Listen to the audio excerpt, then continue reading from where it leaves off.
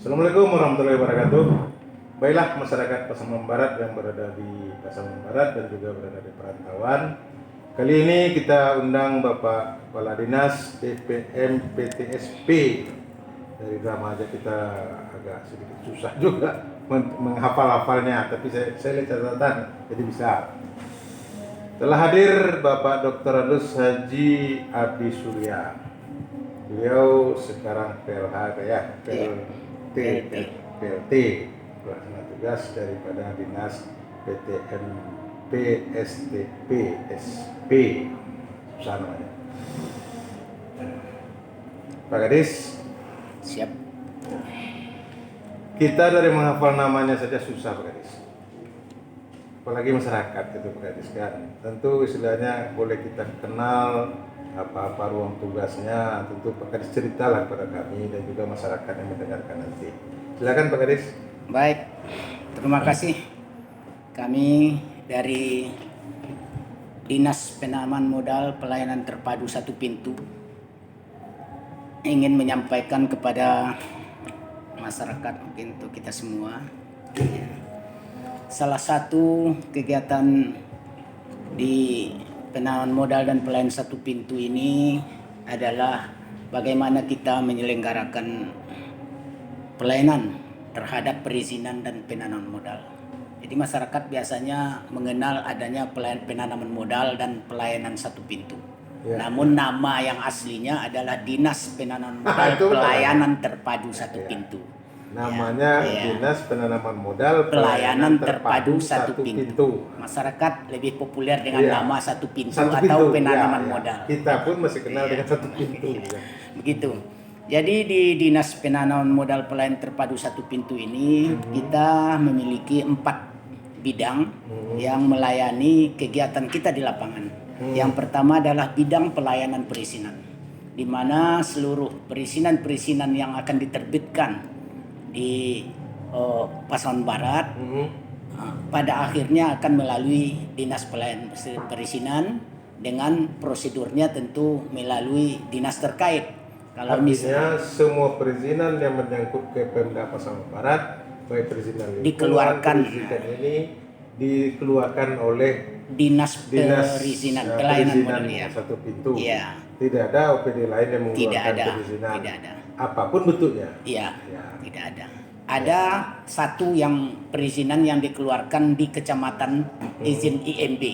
Itu pun itu khusus ada pelimpahan di kecamatan dari untuk IMB ya dengan kriteria cuma satu lantai rumah biasa. Dan semuanya ke Dinas Satu Pintu. Dinas Satu Pintu semua. Nah, kemudian ya ada bidang lagi yaitu bidang pengawasan dan pengendalian maksudnya. Ini pengawasan dan pengendalian itu kita pemerintah daerah melalui Dinas Penanaman Modal dan Pelayanan Satu Pintu ini diserahkan kewenangan untuk mengawasi terhadap perizinan yang sudah terbit. Karena ada yang belum terbit. Misalnya, baik yang belum terbit, belum punya izin, ya, maupun yang sudah punya izin. Karena yang punya izin ini ada kewajiban dia untuk melaporkan secara online ke pusat. Jadi ada beberapa dinas perizinan kita yang mungkin lalai atau lupa, itu tugas kita mengingatkan. Nah, data yang diperoleh dari pusat yang belum akan kita cross check ke bawah dan kita ingatkan untuk melaporkannya. Berarti sekarang sudah online. Perizinan yang online. Kalau untuk pengawasan kan langsung kita. Perizinan kita semua online. Berarti masyarakat bisa mengajukan perizinan lewat HP-nya di rumah masing-masing. Bisa. Ini ada sistem online kita kan namanya OSS. Ya, Online Single Submission. Artinya si pemohon sudah bisa melalui Android mengusulkan perizinannya ke Dinas Satu Pintu. Tidak perlu datang. Nanti pun kalau sudah siap bisa mencetak sendiri di rumah setelah itu bisa. Jadi sudah enteng sekali. Ya. Waktunya kalau proses yang seperti itu cuma 2-3 jam saja sudah selesai. Dari mulai memasukkan sudah bisa. Dari mulai memasukkan perizinan dengan syarat-syaratnya. Iya. Kemudian 2 jam sampai keluar 2 jam bisa keluar. 2-3 jam.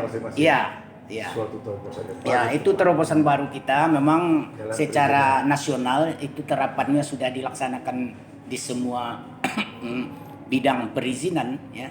Karena sistemnya online OSS ini. Jadi Ya. kita sudah mudah sekali Setiap izin yang kita keluarkan terdaftar di pusat. terdaftar kita. Sudah terdaftar. Kita tanda tangannya kan sudah apa Digital. digital. Iya. Tidak ada lagi. Ada beberapa yang sekarang belum digital itu karena perangkat kita di kabupaten belum siap. Contoh Dinas Pendapatan Daerah belum mengakomodir tentang apa namanya itu sistem untuk kelengkapan perizinan. Contoh ada contoh satu. Tapi sudah menuju ke sana. Tapi sudah menuju ke sana. Kita Ya, akan segera. Tapi sistem OSS kita sudah berjalan dengan baik. Itu di bidang perizinan, Pak. Ya. Kemudian pengaduan Pak ya. Ya, kemudian Pengaduan. bidang data dan pengaduan. Dari data-data dan pengaduan kita kan punya kotak pengaduan ataupun email pengaduan yang pakai email. ada yang setiap saat bisa masyarakat apa kelemahan kita di dalam memberikan perizinan ini.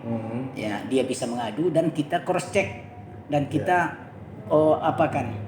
tanggapi terhadap bidang pengaduan ini, termasuk bidang datanya ya. Kemudian yang sangat penting tentu penanaman modal. Ya. Kita kan punya bidang penanaman modal. Selama ini penanaman modal kita ini masing-masing OPD, masing-masing SKPD memiliki semacam renstra masing-masing. Ya, ada OPD contoh memiliki OPD A memiliki renstra tersendiri, OPD B juga tersendiri, sehingga tidak menyatu dalam satu kesatuan. Untuk saat ini di tahun 2020 ini kita sudah membuat semacam RUPM namanya. Rencana Umum Penanaman Modal, di mana semua yang menyangkut investasi kan sudah terakomodir datanya di satu pintu di penanaman modal. Jadi tidak ada tumpang tindih lagi dari OPD-OPD terkait. Sekarang sudah kita rapatkan, kita bikin forum FGD-nya, forum grup diskusinya. Insya Allah di November sudah akan selesai RUPM kita. RUPM. Ya, itu suatu terobosan baru di Kabupaten Pasaman Barat. Penanaman modal nih Pak. Iya. Nah, ini kita berbicara penanaman modal. Dari segala sektor apa yang paling banyak diminati orang di Pasaman Barat ini? Ya, makasih. Penanaman modal kita kan yang paling diminati tentu di bidang perkebunan, bidang investasi terhadap perkebunan, kebun sawit, ya, Kebun yang lain sudah. tenaga kelistrikan. Tenaga kelistrikan? Iya ada. Ini ada satu izin PT NKE namanya, perusahaan listrik tenaga hidromikro yang di Kajai. Itu ya? investasinya Pak 71 miliar lebih. Iya. Sekarang apabila terjadi masyarakat terhadap suatu perusahaan yang sudah diberi izin, katakanlah rumah makan yang kecil-kecil aja dulu, dia sudah dapat izin berdiri rumah makan, tapi limbahnya itu atau kebisingannya itu mengganggu tetangga, dia melapor ke mana? Gitu. Ya. Saya menyampaikan ini ya, soal untuk limbah tentunya dia melapornya ke dinas terkait. Ya. Nanti dinas terkait melalui dinas terkait meminta dengan Pol PP misalnya pergi ke lapangan mengecek kondisinya. Kalau memang tidak layak, dia merekomendasikan untuk ditutup, kita akan mengeluarkan surat penutupan eksekusinya sama kita. Proses sama mereka, ya. Sebelum mereka sampai ke pengadilan, ada putusan pengadilan, baru administrasinya sama kita. Nah, yang pengaduan yang ada di Bapak ini yang masyarakat apa yang akan dikadukan ke Bapak menurut Bapak? Kan ada pengaduan kan? Iya. Nah, pengaduan tentang pelayanan kita atau pengaduan tentang evaluasi izin yang keluar? Umumnya tentang pengaduan pelayanan, Pak. Pelayanan kita. Kalau tentang masalah kondisi-kondisi di lapangan terkait, mungkin itu dinas-dinas terkait ya. Contoh misalnya adanya izin-izin mungkin yang reklame yang tidak punya izin, itu gawenya BPKD. Kan melalui BPKD dia akan meminta bantuan dari Satpol PP nanti untuk mengecek keberadaan itu apakah izinnya sudah telat apa tidak. Nanti eksekusinya tentu melalui melalui BPKD kalau itu.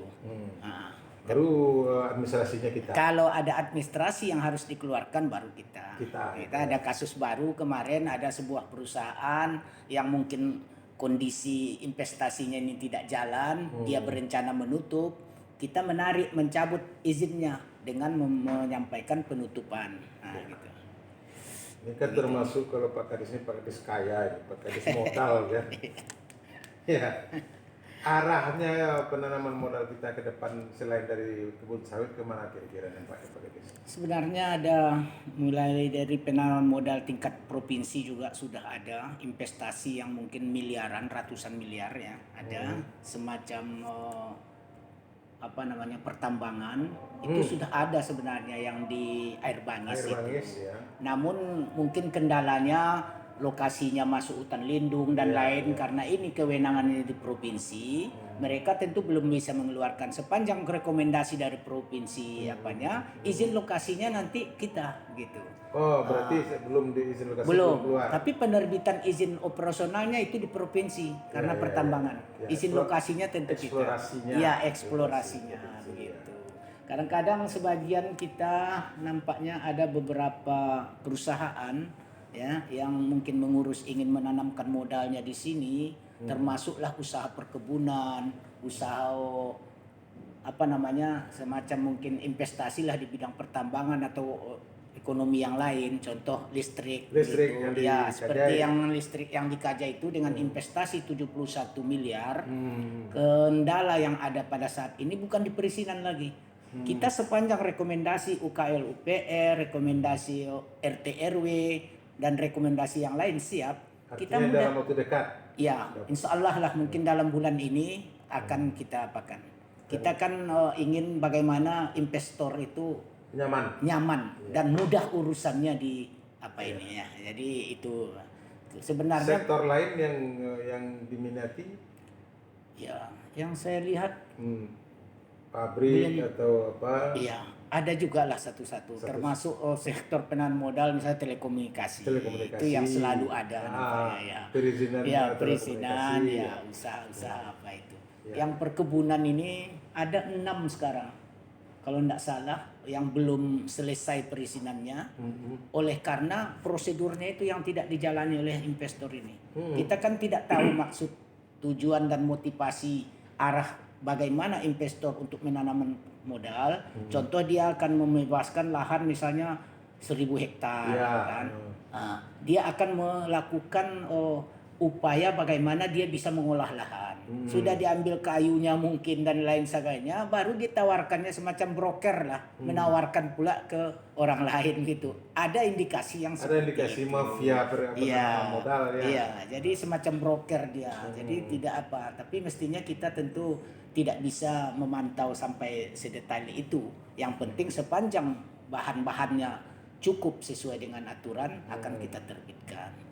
Yang kedua, keluhan masyarakat terhadap pengaduan-pengaduan kita di keluhan di satu pintu ini, masyarakat belum begitu mengetahui prosedur penerbitan izin ini. Mereka hanya mengetahui urus ke satu pintu.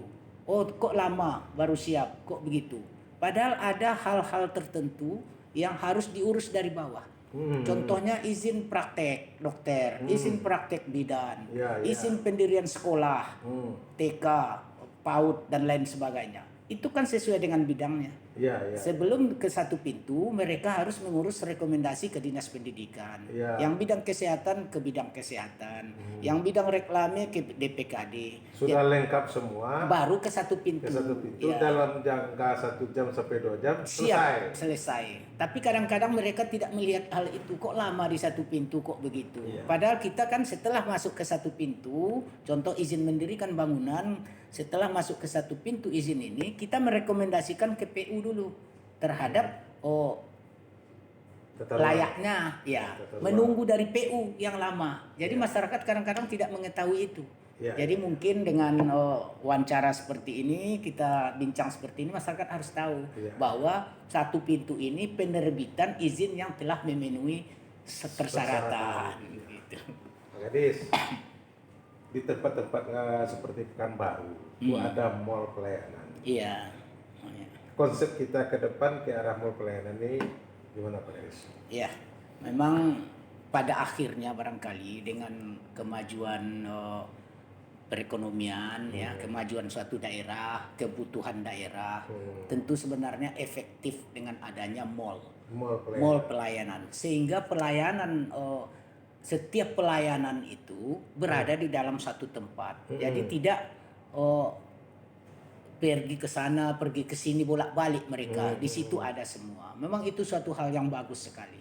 Dan tentu itu harapan buat kita. Sampai hari ini tentu belum kita bukakan wacana untuk itu, tapi pada akhirnya tentu itu suatu kebutuhan itu.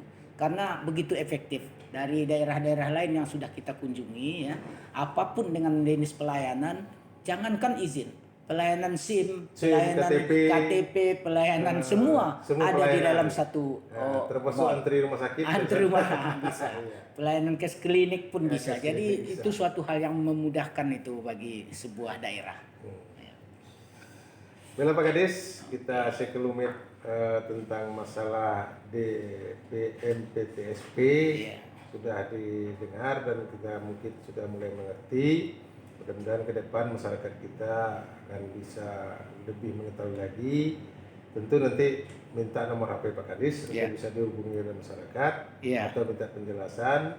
Mereka akan datang ke tempat Bapak atau ke tempat mana yang ada aturan sama Bapak. Mudah-mudahan bermanfaat. Siap. Baiklah masyarakat Pasaman Barat, kami berharap ini menjadi sebuah penambahan pengetahuan kita terhadap OPD-OPD yang ada di Pasaman Barat, tupoksinya dan hal-hal yang perlu kita tegaskan. Baiklah masyarakat Pasaman Barat, kami berharap ikuti terus podcast Diskominfo Pasbar Channel. Assalamualaikum warahmatullahi wabarakatuh.